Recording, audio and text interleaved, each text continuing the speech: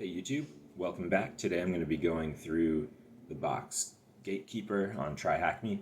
This box involves some buffer overflow exploits, and we're going to be custom scripting one with Python. So I'll take you through all the steps. And buffer overflows can be overwhelming because it involves a lot of data collection, then reconfiguration, and they appear to be complex on the surface. However, there's a very straightforward formula to create your buffer overflow exploit, kind of like making a sandwich. You know which things need to go in and in what order, and then you put it all together and you have your final sandwich or your final buffer overflow exploit that you can just run with the click of a button and then spawn a reverse shell and gain access to a machine. So basically, just to take a step back first, what our goal here first is going to be is we want to crash a program on our target machine by feeding it more data than it can actually handle. And once we figure out how much data is needed to crash it, we can start to put in patterns and then identify the length of data that's acceptable. And then the reason it's called overflow is the data will spill over into other areas of the memory. And once we figure out where that is exactly, we can hijack it and run a malicious process, which will be our reverse shell. So let's go ahead and jump into it. Without further ado, this is the box Gatekeeper from TryHackMe. Listen closely.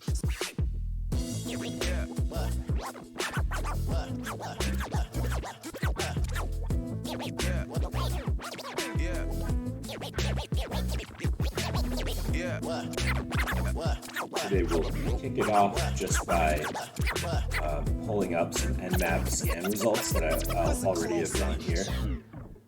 We'll just paste those in.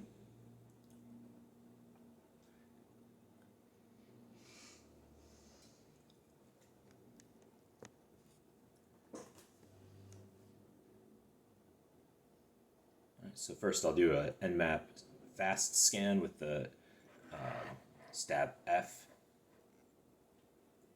flag there, and you can see a bunch of things are pulled up. We've got some services that look to be Windows running on this machine.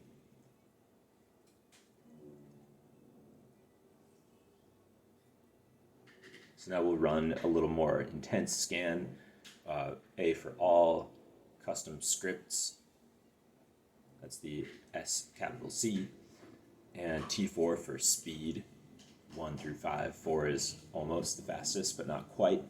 That's a good level for most scanning so that it won't actually time out or crash.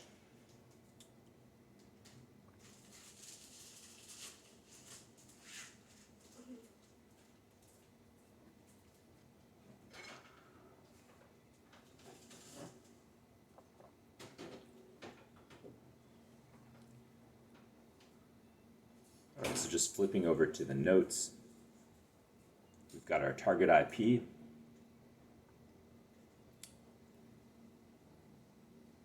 It's like not much was pulled up with that scan. I think we may need to add the capital P lowercase n argument.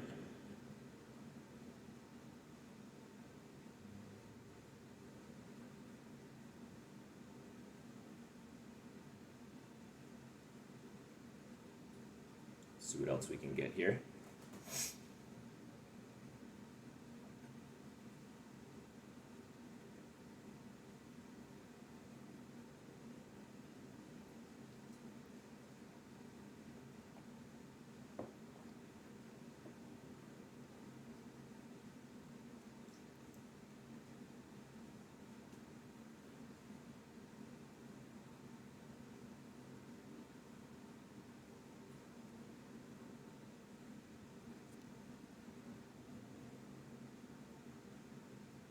And I've found that naming my tabs helps to keep everything organized and also stops the clutter from being put up around my screen. So it's a little simpler interface, and I think you'll find it easier to follow me here with the tabs labeled.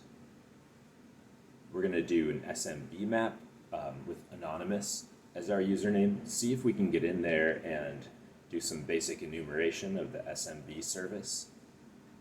And it looks like it's trying here. Cool, so we've got a user share. We can go into that with SMB client and take a closer look.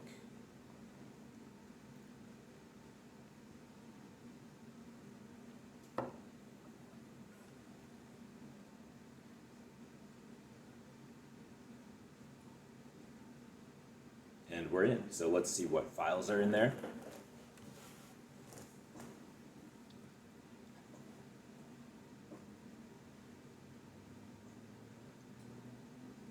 So we're going to do a share drive. We see an executable file here, Gatekeeper. This is probably going to be our program that will be working on exploiting with the buffer overflow. So we grab that from the machine. We're going to move this over now to a Windows virtual machine so that we can do a local examination and reverse engineer a buffer overflow exploit using a program called Immunity Debugger with a special plugin called Mona. And this will all make sense in a minute. If you've never done a buffer overflow, make sure you take notes during this tutorial because there are some details that if you don't get right, nothing will work. So make sure you take these notes and follow the same order as you construct your buffer overflow. So I just threw up a HTTP simple server with Python. I'm going to take you out of our Kali now and go into our Windows 10 virtual machine. I'm using VMware for this, but you could use VirtualBox, or you could run machines on actual hardware, whatever is convenient for you. All right, so I grabbed that gatekeeper.exe file. We're going to put it on, I think we'll put it on our desktop here. You can see we already have the Immunity Debugger. If you don't have that, just Google it and download that.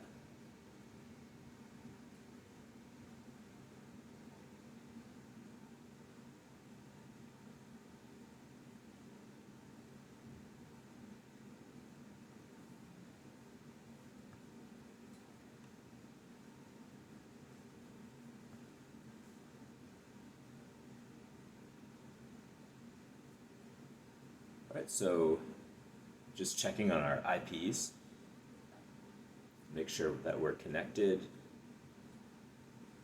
to each other with these two virtual machines. And we'll test it out here by navigating to our server.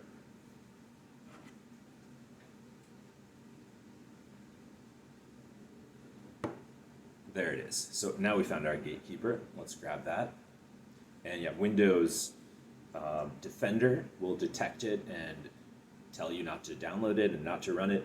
You should go ahead and disable Windows Defender. In this video, we won't be going over antivirus evasion techniques. We can do that in future videos. For now, we just want to run this in a clean environment without any extra firewalls or antivirus running in the background. If you forget this step, the exploit won't work and you might waste a bunch of time, so make sure you do this now. Go and disable all aspects of Windows Defender. Now we have our exec on our desktop. We've got Immunity Debugger going. Let's fire up Immunity Debugger first and we'll run it as an administrator.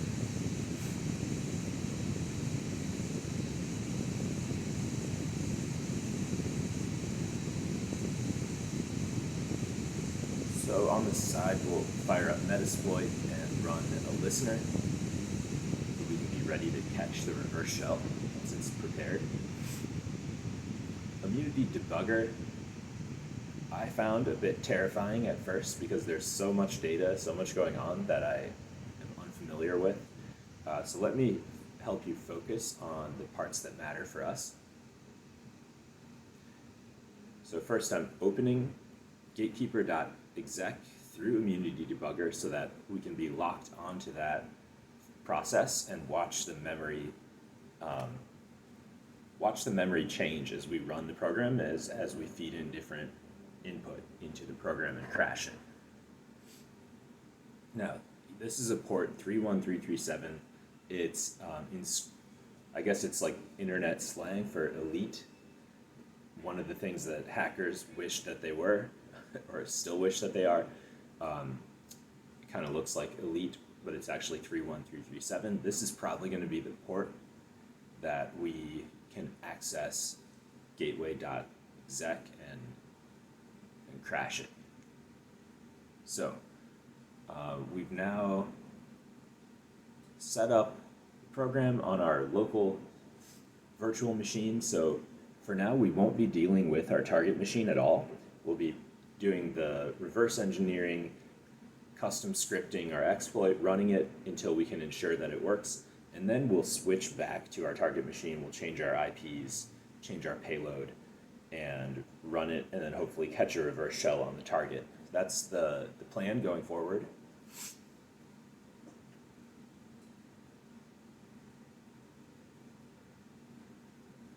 So the first step is going to be fuzzing.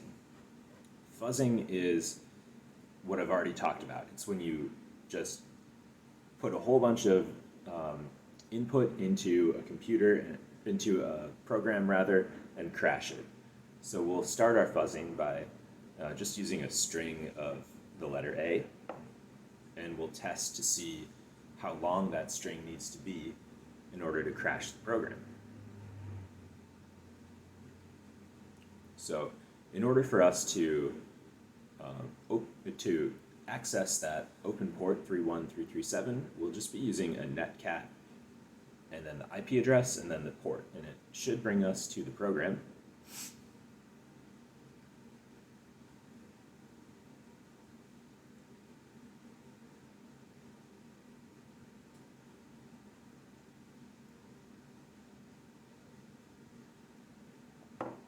And we're connected. We can see now our input is making it over to our program. We're going to put in a bunch of A's now, see if we can crash it.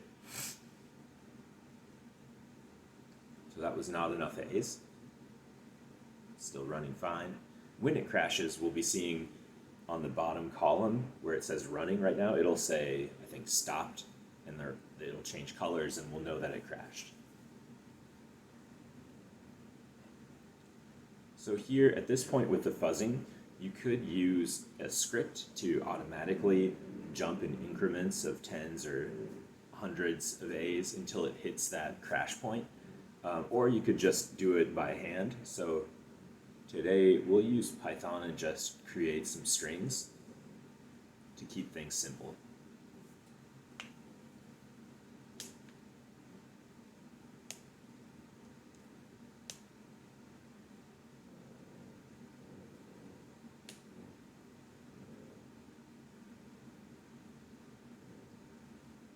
Okay, so now my tabs are labeled properly here.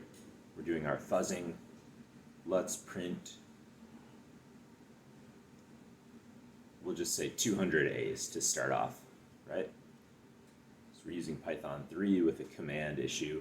It's kind of cool, you can use Python without actually opening Python. So there's our string, and you can see that it says paused in yellow on the bottom right there.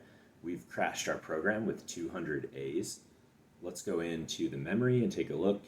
The EIP, that's the part of the memory that we want to identify the offset between the input and crashing, and then this is the overwrite. This is also called the return address, and we can actually point the program to a different place in the memory and then run our remote code. So we see it's a 4141, 4141. That's the code for the letter A. So we know that A is overwriting our EIP, but we don't know where. So the next step is we're creating a pattern with Metasploit framework pattern create.rb. This pattern doesn't repeat, so we can feed it 200 letters of this pattern, and then we'll look at the EIP, and we'll pull that back to our Kali attack box, and we'll use a different script to tell us what the exact offset was, that length of memory before hitting the EIP. So using Immunity Debugger takes a little bit of massaging. You have to learn the hotkeys so you can learn to quickly reset and restart the program. So we're going to be using Control F and F2 to reset, and then I think it's F9 runs the program. So you have to do both of those sequences before attempting again to fuzz. So there is a script here that TryHackMe provides for fuzzing to automate it a little more so you can find to the nearest 100. We don't need to use that today in this case because we did it by hand, but it could be helpful if you're on a pen test or you're trying to save time.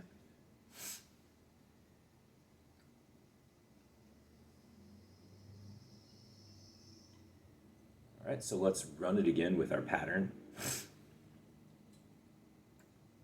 Okay, so I just pressed Control F button, F2, and next we do F9, and now it's running. Now we connect with Netcat. See what went wrong there. Connection refused, not sure why. Let's try it again. Okay, now we're up, and we'll paste in that string that we created of non-repeating characters. Let's check our EIP now. And now we'll use the pattern offset tool.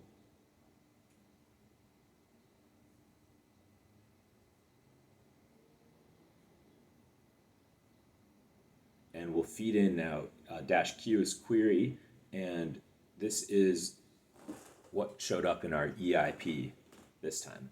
So now it tells us the exact offset is 146, so we can use that as our offset value in our buffer overflow script. So let's pull out now. Let's see. I think we're going to pull out basic skeleton of our buffer overflow script and then start to fill in the exact numbers that we need to be successful. Here we are. So I've got an exploit.py started up here, and I'll paste in the framework from TryHackMe.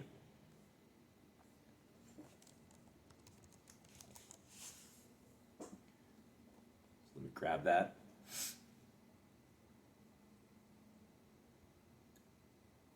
And just taking notes so that I don't miss this later on.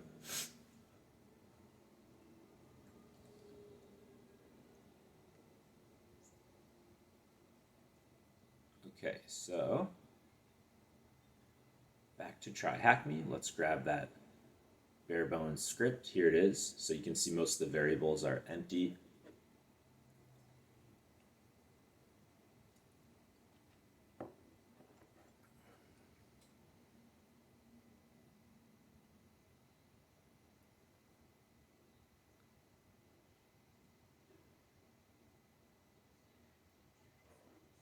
And this was originally for the buffer flow prep box on TryHackMe. So there was a prefix that chose the buffer overflow to practice. We're going to delete that prefix because it doesn't apply to this box.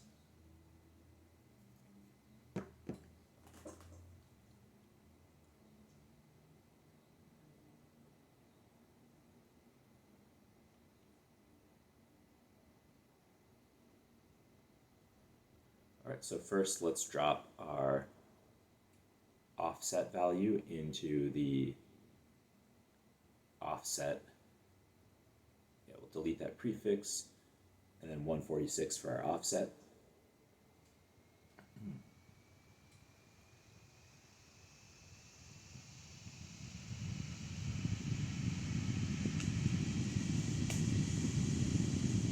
Now that that we have the offset correctly identified, our next step is to fill in the return value for the EIP with BBBB so that we can verify that we now can control and hijack that EIP. So we'll run it one more time here. Let's control F2 and then F9 to completely restart Immunity Debugger.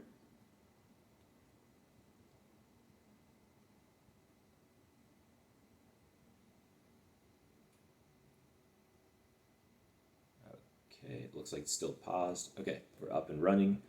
Let's see what happened there.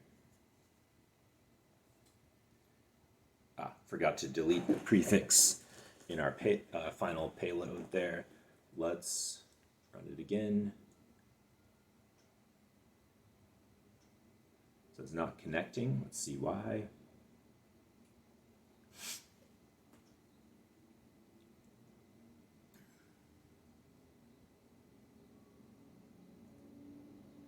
Just checking that IP. Looks correct.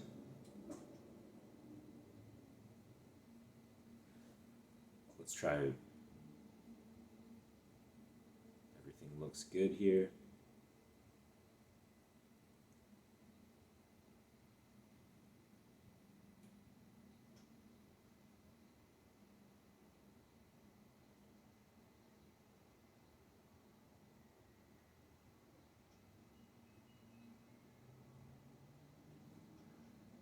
Still can't connect. Let's see.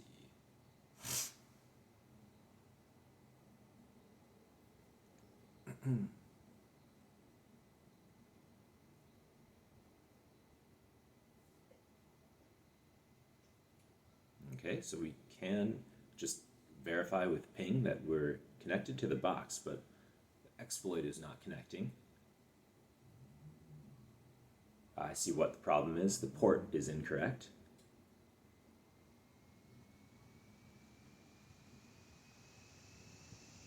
Let's update that port.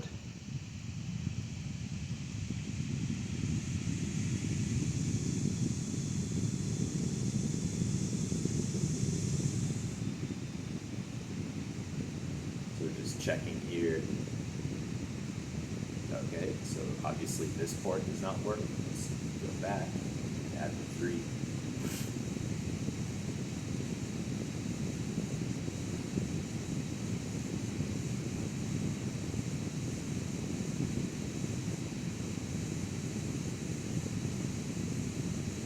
This is where you might get weighed down in the details. If you get the port wrong or screw up the offset value, nothing will work correctly. So it's important to verify that you've correctly identified the offset value and the port by just running it again to check and make sure that you can control that EIP.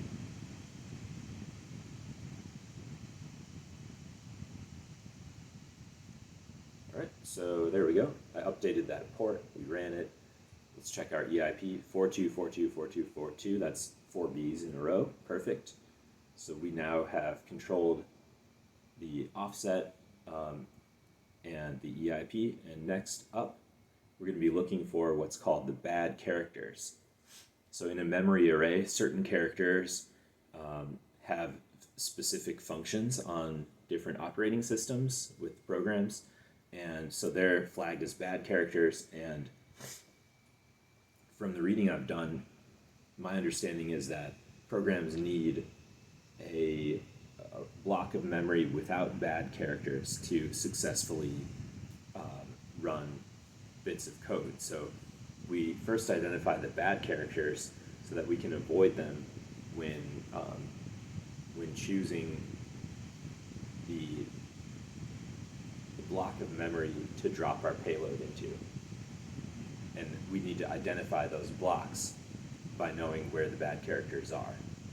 So a couple of steps here.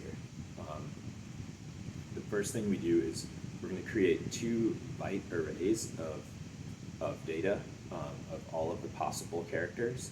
So we'll do one on Immunity Debugger, and we'll do another one in our payload. and they match.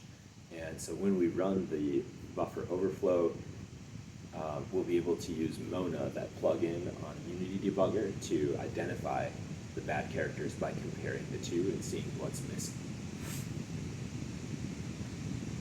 So I have another little script here from TryHackMe to create that array, the byte array.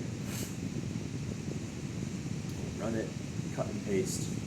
Next we'll drop that into our exploit under the payload. You can see I'm using Vim, the editor, text editor here. There are a bunch of hotkeys to learn, and I strongly encourage you all to learn them because it really is a big time saver when you're jumping around between virtual machines, Windows, and your host machine, and all those things, cutting and pasting. Okay, so we are back up.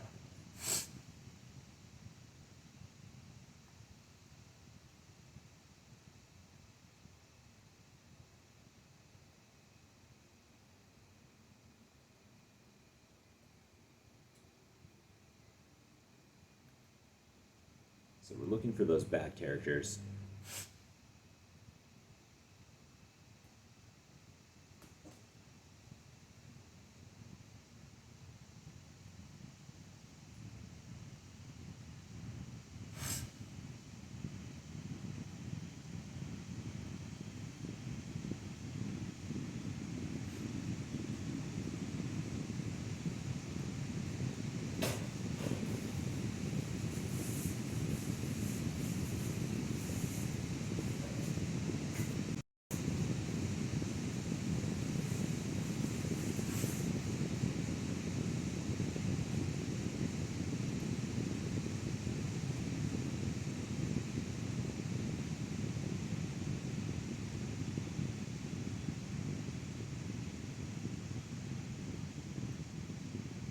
We're going to try to run that exploit again and then check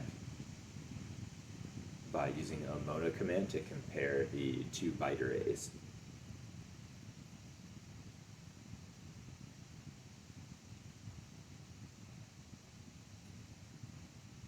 Okay, let's fire that off. And good, it crashed it again.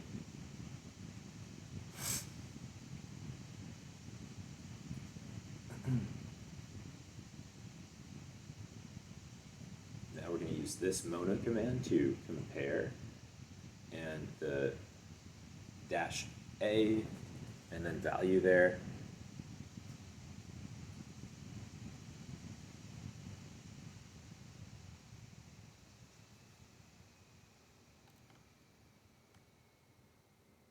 Right, I believe that's the ESP value. That's the one we need to use for comparing the two byte arrays.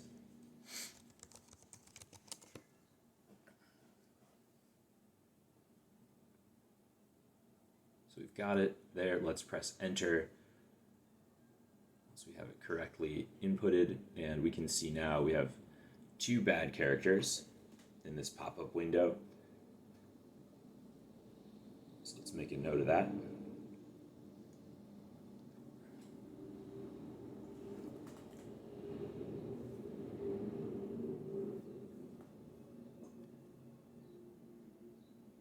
So typically the X00 is a bad character, and then there's one extra one here.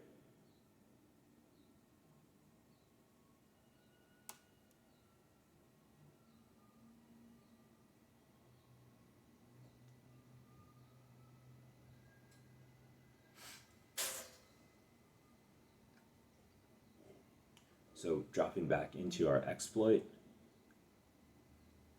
we're going to look at this byte array now and delete the two bad characters. So that X00 is already missing. The other one was, there it is, X. Just double check.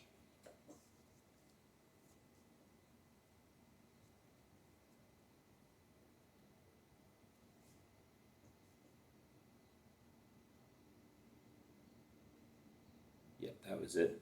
So we deleted that from the byte array. Let's write and quit.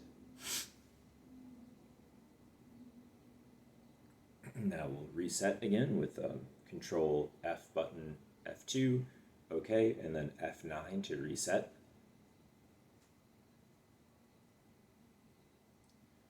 And we're ready. Let's run that exploit.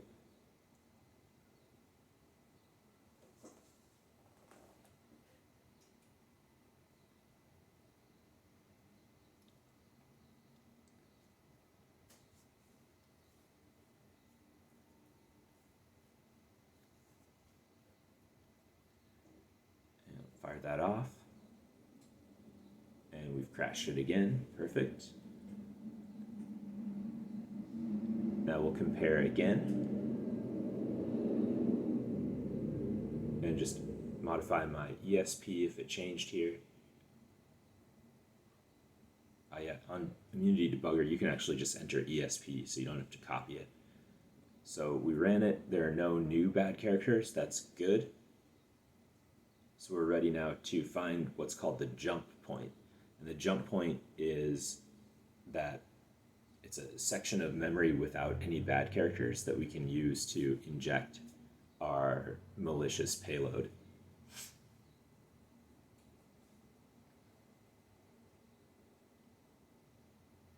So here's our command for finding the jump points with Mona.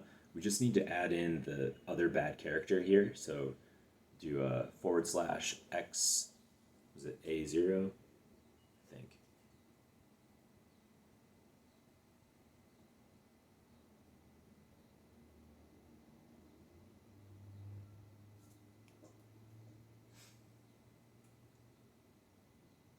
So once we drop this command in,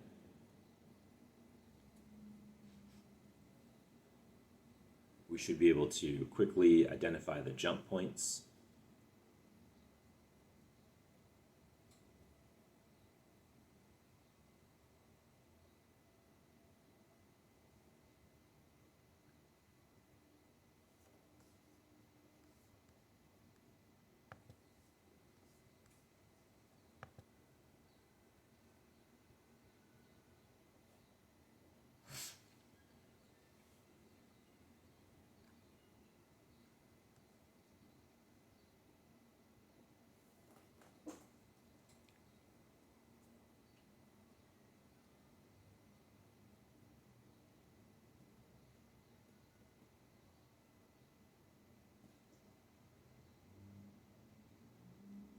There we go. So I added in the extra bad character and fire off this Mona command now. And this text is really small, so I'll try to zoom in for you here. But there should be a window that pops up telling us all of the jump points.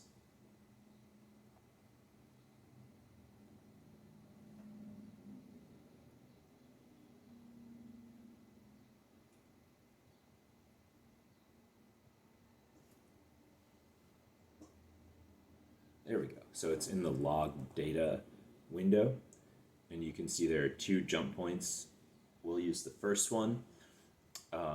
Now, when notating the jump point, this is one of the tricky things here with buffer overflow exploits. We need to actually use little endian form, which means we reverse the order of the jump point. So we'll start at the end of the string and write out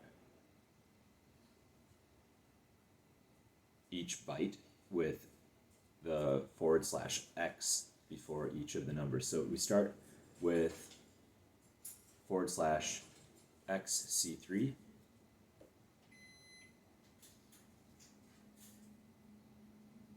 and then we'll go to the next one, 14x14.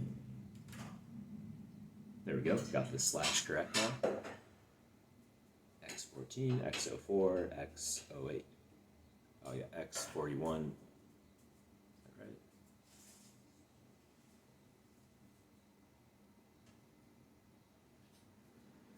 There we go, x14, x04, x08. So the next step is that we'll take this little endian format of our jump point and we'll cut and paste it into return value. So where we had the 4 B's, we're now going to edit it and add in this string of byte array. And what this does is it'll point us to a block in the memory where there are no bad characters that we can store our malicious payload.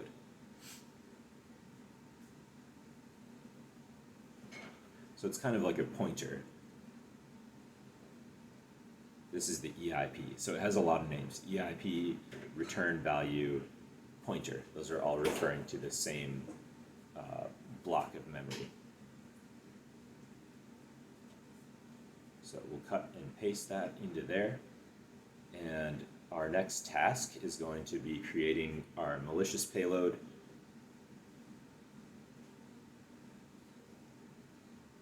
So we'll use MSF Venom to get that ready.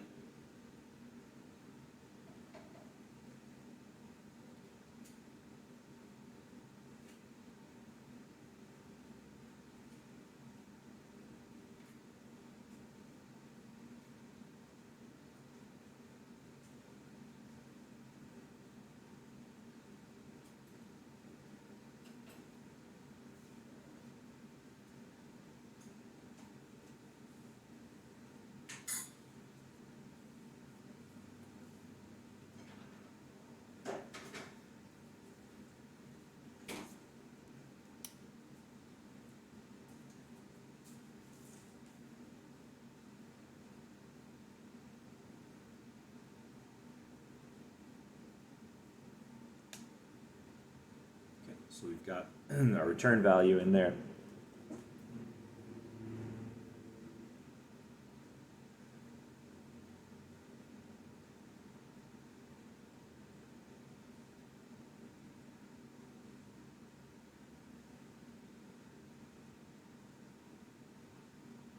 Okay, so we ran it. It's good. Still crashing it.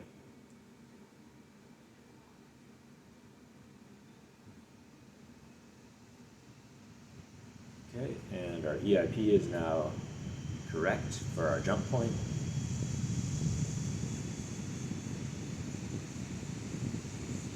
All right, so it's time to create our payload.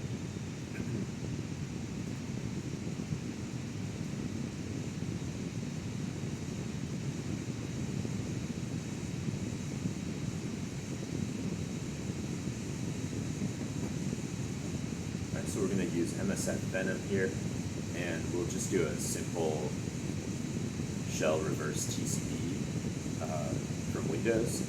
We won't use Meterpreter at this time. Let's just keep it simple.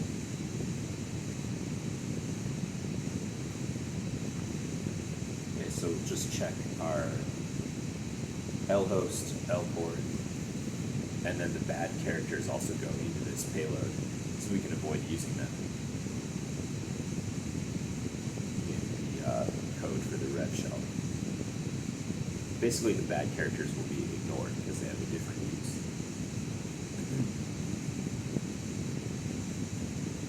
So cut and paste, and we're going to be using format C.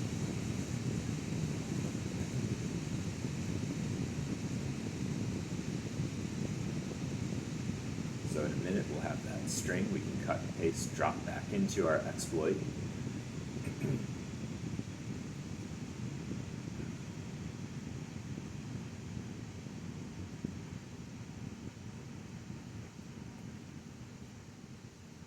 There it is.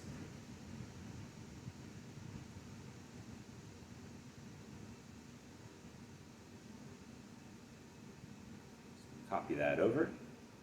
And here's one more tricky thing about buffer overflow exploits that I didn't catch the first time around, and it took me a while to find it. But when you're pasting in a large payload that has separate lines of quotations, you need to put brackets around, or parentheses rather, around the entire payload. If you don't put those parentheses in, it won't work.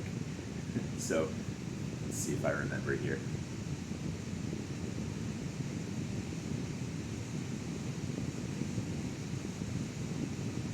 it goes into our payload. Paste that in. And there we go. We'll add those parentheses, one at the end and one at the beginning. Now we'll add in what's called the padding. This, the reason for this padding is because there's an encoder that's used to create the malicious payload, and when you use an encoder, it's slightly compressed. So the computer will need to decompress the payload before running it, and it needs a little bit of extra space to do that. So we'll be adding in what's called NOPs, or no operation bytes. The code for that is X90. So we'll put in 16 of those NOPs, and that will allow the payload to actually decompress and run correctly. So we've just updated everything. We're going to attempt now to catch a reverse shell. So make sure that our netcat listener is ready. So we're listening on quad 4s. It looks like nothing came through.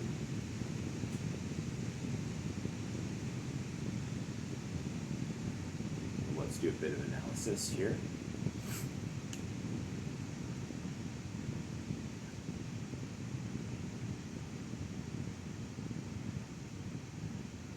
Looks like our payload is correct. Okay, there's the problem. We don't want quotes here on our parentheses on our NOPs. We just need quotes around it. So let's save, and we'll restart Immunity Debugger.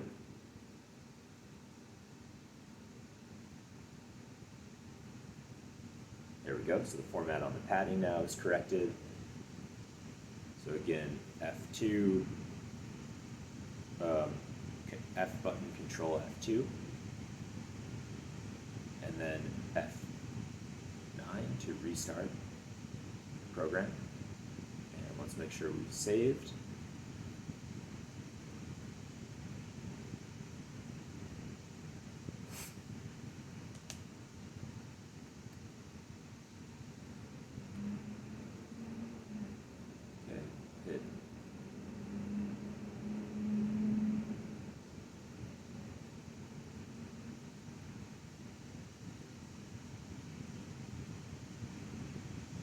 Now we've restarted it. Let's fire off that exploit one more time. Now with the correct formatting, we should catch the reverse shell, and we got it here. So we're up and running now. We've got our foothold. This is, remember, the foothold on our local Windows virtual machine, so we're going to have to use this proof of concept now and update the IP to our target machine so that we can get a foothold on our actual target. Okay, but so far so good. The next step is to change up our payload and IP, and then we'll run it on the target, and with a little bit of luck, we'll be in there into the command line.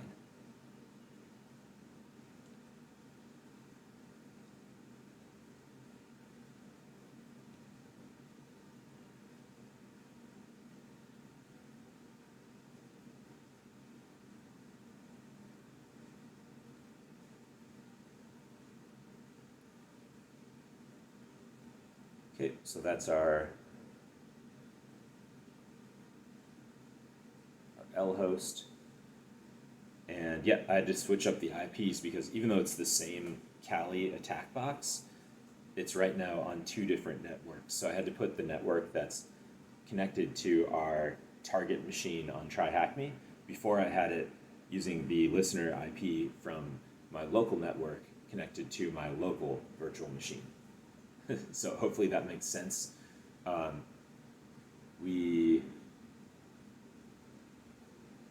Let's just dip one more time into our local. Oh yeah, I'm just copying around some different files because in the past I've used only one file and then played with it and then got to the point where it didn't work on either the virtual machine or the target machine. So here I'm just going to save our working exploit and then create a new one to edit to be our target rev shell. So all we have to do here is delete this payload and we'll drop in a new one.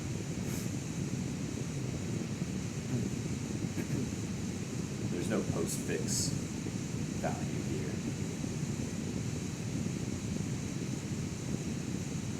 Okay, here's our new payload. Make sure our quotes are correctly in there.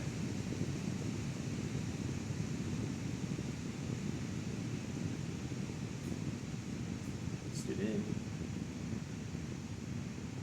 Got some weird, funky formatting going here. Chart insert is activated. Okay, that's good.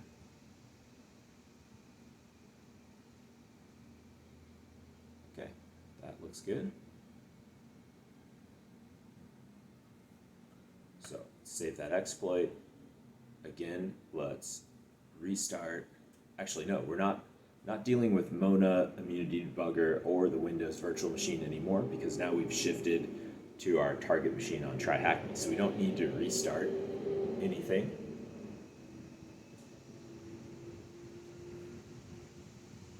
Sometimes these buffer overflows are a single shot.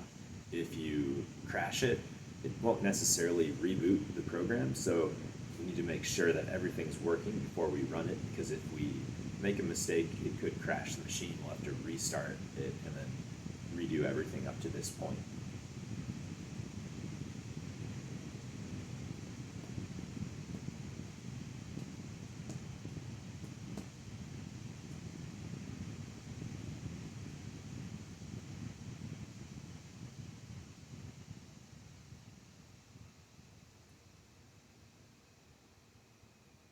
Okay, so I just ran that, and awesome. So we caught the rev shell here. I updated the port to 4445, and we are Gatekeeper / NatBat.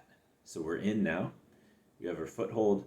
The next step we're going to do today is just upgrade to a Meterpreter shell. I tried originally going straight into Meterpreter, and for some reason that was blocked. I think Windows identified it even with the Windows Defender disabled. So we just went in with a regular rev shell, and now we're going to upgrade it with, we'll use another MSF Venom payload. So cert util tac Earl cache, and then I'm going to need the tac F for file, and we'll grab that new payload.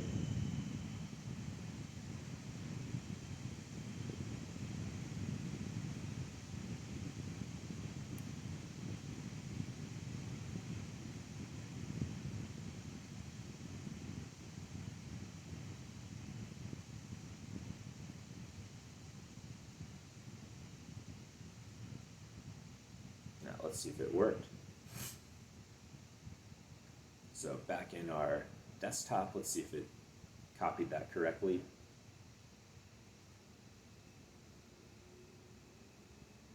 says offline, so I suspect maybe it didn't work. Let's just check though.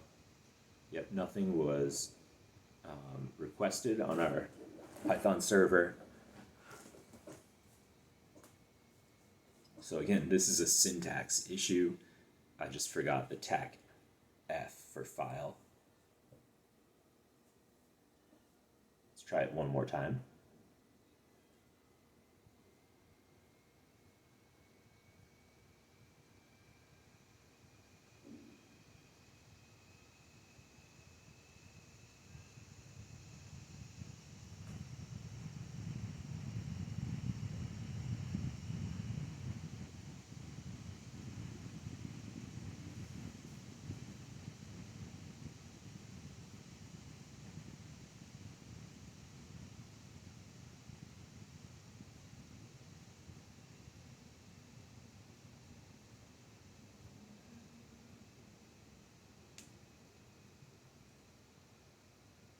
Just checking things.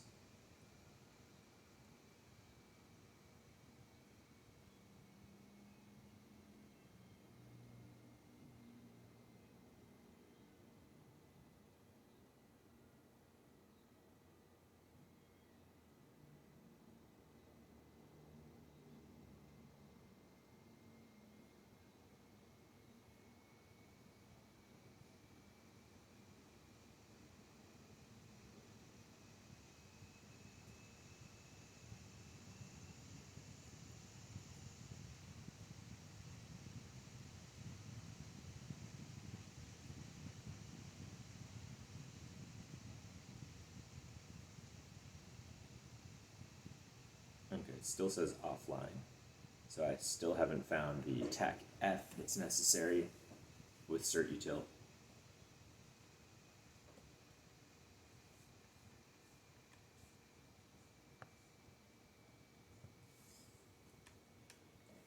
So I'm checking a blog post that's really good here, basic Windows command for pen testers.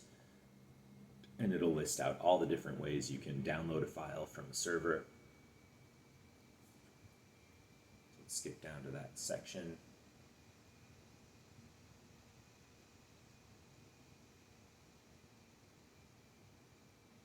Download, there it is, okay. Cert util, there it is, so I forgot the TAC F.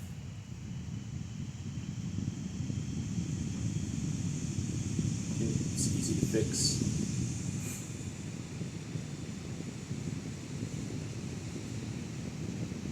Cache F, there we go. I'll type in HTTP again, quotations.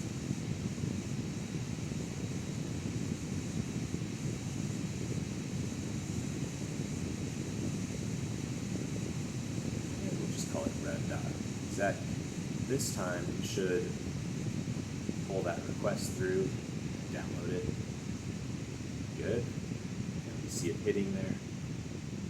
It says online, that's good.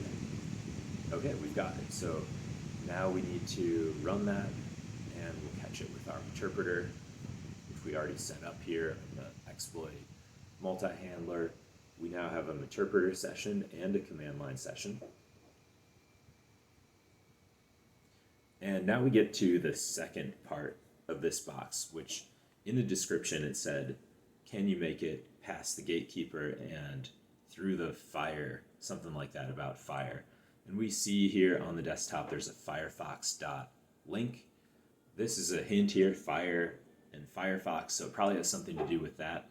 Let's see if there's a way that we can perhaps do our privesc by credential discovery through Firefox stored credentials. And we'll just use Metasploit to search and see if there's any kind of Firefox enumeration tool here. There's a Firefox creds. Let's try that. It's number 52 on Metasploit. You could do this through the command line shell too if you just downloaded the exploit and ran it. But I kind of like how slick it is on Meterpreter. So also if you drop a shell, it's easier to restart. So we just set up our session and then we'll run this thing.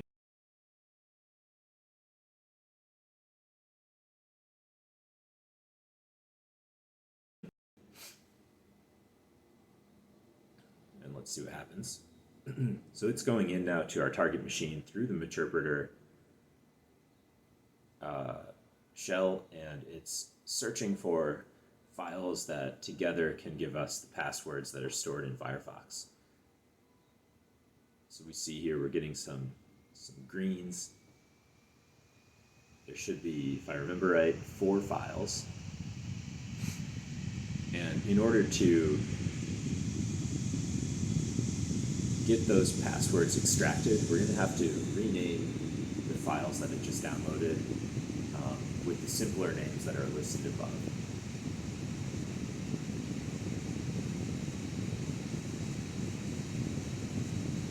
First question is, where were those files saved? You see the full paths above. So we'll just do some cutting and pasting as we change each name and relocate it to a convenient folder.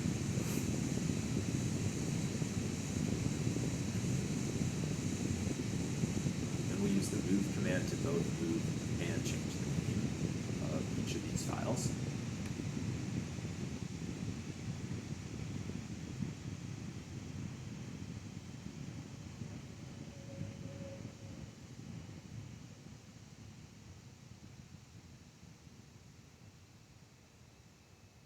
So bear with me here while I do this renaming.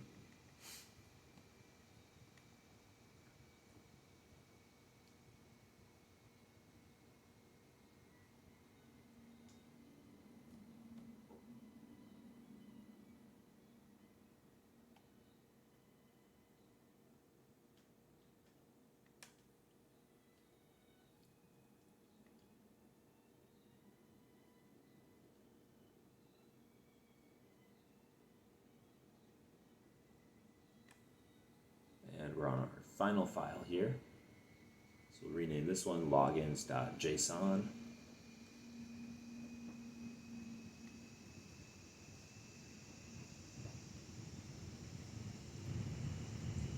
Okay. So now if we do a quick ls, we should see that 4 files are in our current directory. And they are. So now in order to pull off this credential extraction, we'll grab a script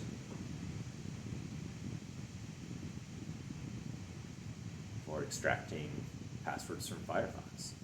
We'll just Google Python Firefox credentials exploit. And there is a GitHub here for a Firefox decrypt tool.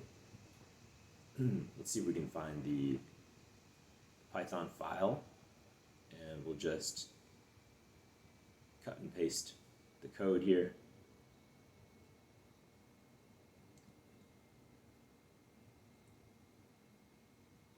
And pull it over to our Meterpreter, drop into Vim, and we'll paste in our code.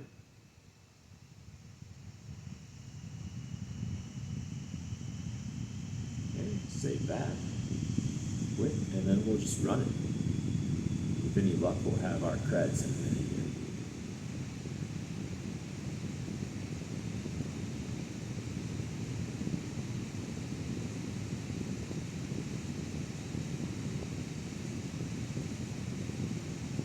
And there are 2 profiles here. The first one doesn't work. Let's try the second one.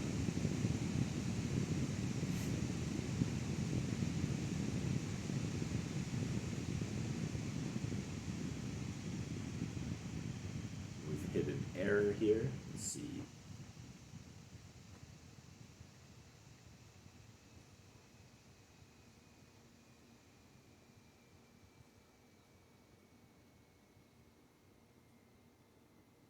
Let's check our syntax.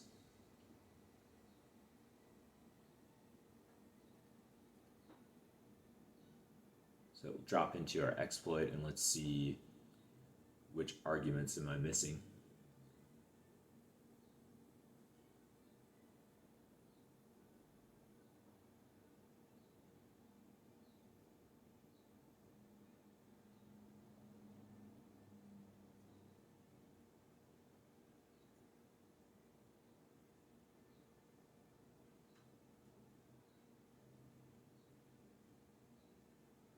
So it's probably going to be the path, because it needs to know where to search for those 4 files that we just renamed. All right, so that doesn't work. Let's just add on the path as a period to show it that we want to look in the current directory.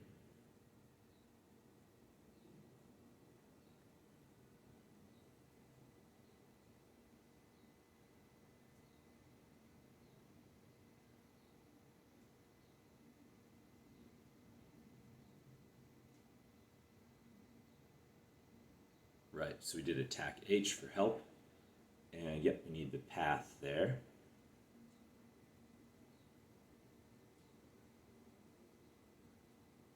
So usually it's looking in the .mozilla Firefox folder, but today we have it in our current directory. So we'll just add a period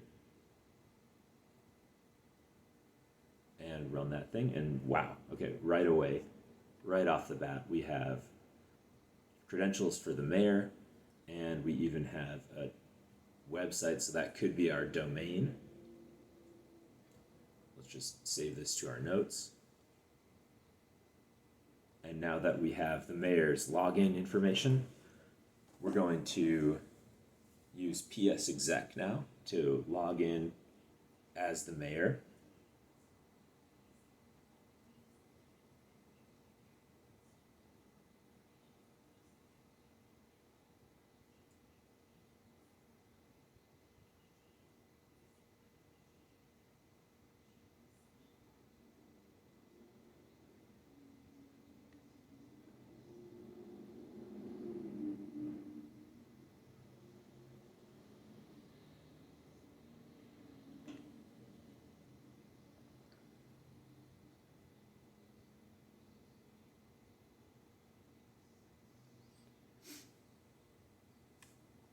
So now I'm just searching to see where my PSexec script is on my Kali machine.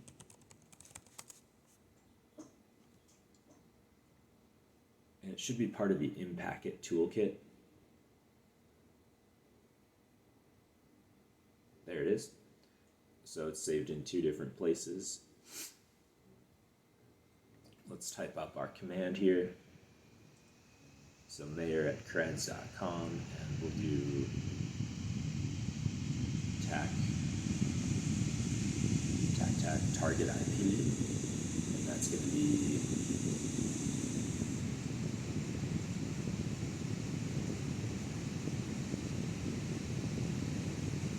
the full path for PSexec.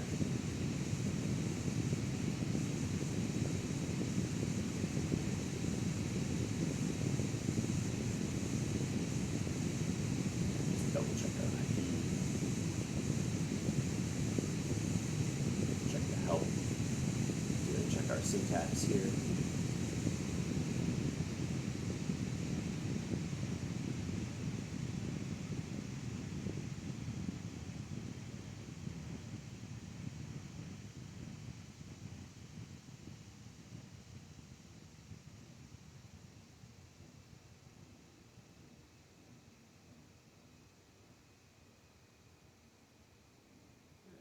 Ten 176, 196. Paste that in there. And yeah, we won't hard code the password into our request, but we'll be asked for it when we log in here.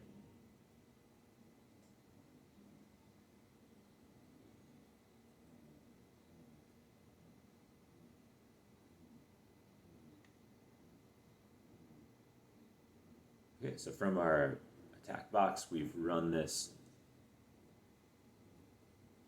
command, and we'll just cut and paste our password for the mayor.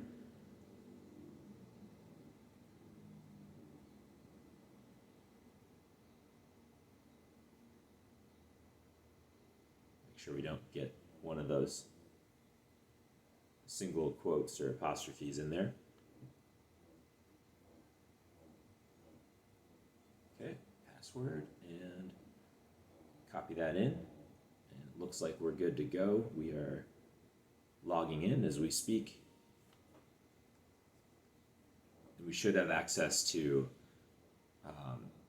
the mayor's account now, so we can grab our flags. And awesome, yeah, we are NT authority, so we've just pwned this machine. Let's grab our flags.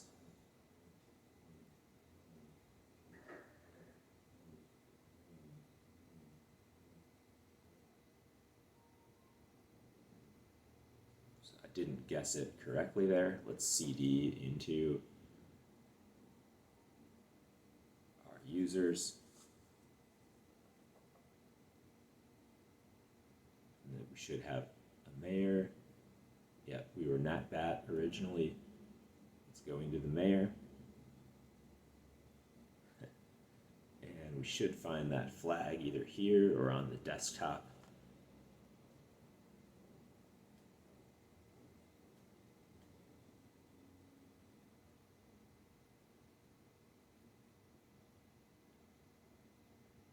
There it is. So we'll use the command type, which is like cat for Windows, and we got our flag. So that brings us to the end of this box. I hope you enjoyed the process today of custom scripting buffer overflow exploits to grab the reverse shell and then extract some passwords from Firefox, and then get back in with PSexec and grab our root flag. So again, if you haven't subscribed yet to my channel, make sure you do. I'll be putting out weekly CTF walkthrough videos and tutorials with write-ups on GitHub. So until next time, catch you later. Bye.